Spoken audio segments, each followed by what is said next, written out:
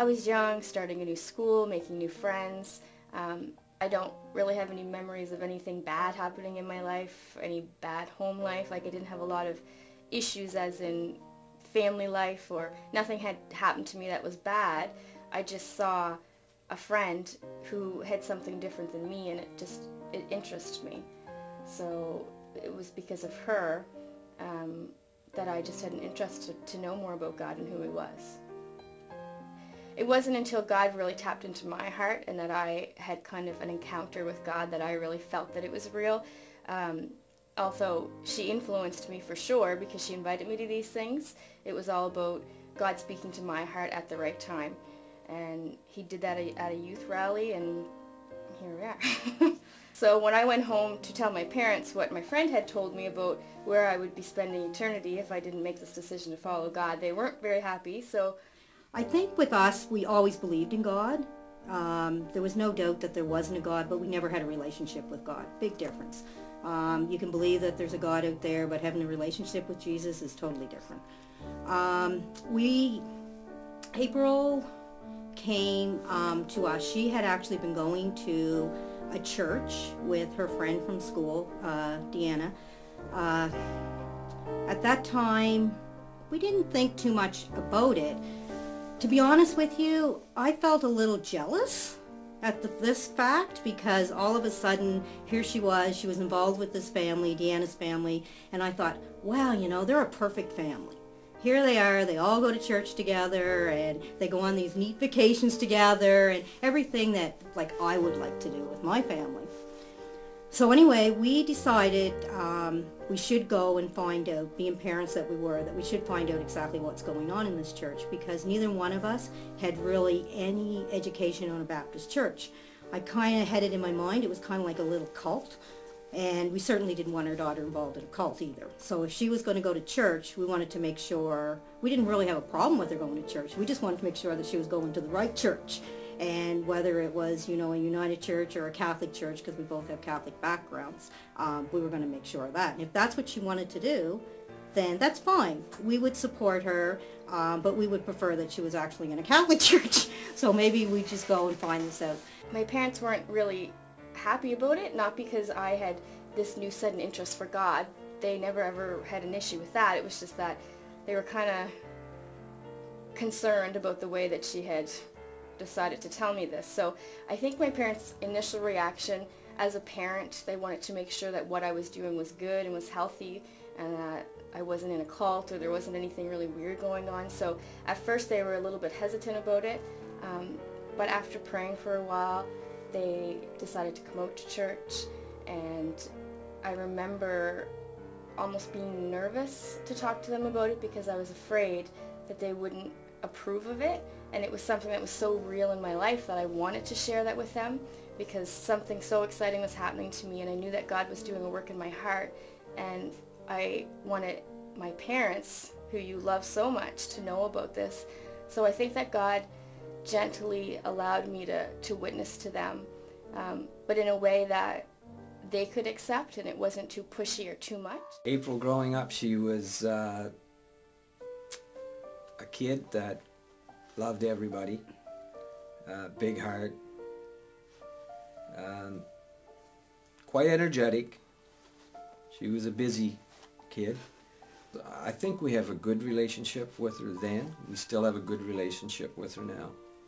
For me personally, one of the easiest ways for me to ask my parents to come to church, because I would ask them to come to church, was that I was involved with singing, and I always sang, and I loved to sing, and the church that I was going to would ask me to sing, and you know, they were very willing to have my best friend and I get involved in things. So that gave me an opportunity to invite my parents and want them to come, and my parents always had been involved in my life, so I think it just eventually happened because they were great parents and they wanted to know, okay, what is going on in her life? Like, this is our daughter and we want to know, what is she doing? So it wasn't so much, I don't remember, I mean, it was a few years ago, so I don't remember having to like nag them really to come. I think that they just decided in their own hearts that they wanted to because they wanted to be a part of what I was doing, and they needed to clearly understand for themselves, what is she getting herself into? So when we went up to the church in Truro, which she was attending, we actually found something that we didn't expect to find. And these people were so friendly and so warm, and we just felt, I don't know, it was just like a peace that we felt like we were missing in our lives. So we did actually, within that time frame, did accept Christ in our lives. And I'll tell you, when the Lord came into my heart, he had a lot of work to do on me just to even let anybody else in. I had a big trust issue. I didn't trust many people in life. But when the Lord came into my heart, like I say, he had a lot of work to do, and he's still working on me, and he'll be working on me until the day I'm dead. But you know what? Like I said before, he's got my back, and he's the only one I want at my back. It's very humbling to have your daughter that young teach you something, and to be honest with you, she's still teaching us. God has given her a gift and a heart for people. She has patience that I didn't think possible. In some ways, she's a little point blank and outspoken like I am. I guess I won't hold that against her. But the one thing I will say is it's very humbling to have your daughter teach you something and, like I said, give you the best gift you could ever have, and that's Christ in your heart and in your life. If you're in a home right now and you're a teenager or a young adult and you have parents that aren't serving the Lord, for one, it's not the greatest feeling because you want so badly for them to know what you know. It doesn't always have to be about a boldness and just to be always on top of people, but just be faithful that God does want your parents to know him, and God does want to have a relationship with them. And when you know in your heart that God's done amazing things within you, then of course he wants those things to happen with your parents too. So just to keep praying, pray. For any young person out there, never give up, keep praying. I know April prayed for us all the time. I know that for a fact. Also too, I would pray that you would be honest with your parents, because I think honesty is the best policy to keep the road of communication open, because if you're honest with your parents, they will be concerned and they will come out and see what you're doing.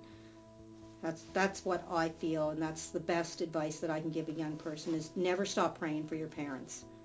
Because if April had given up on us and just walked the other way, our life would have been totally different today.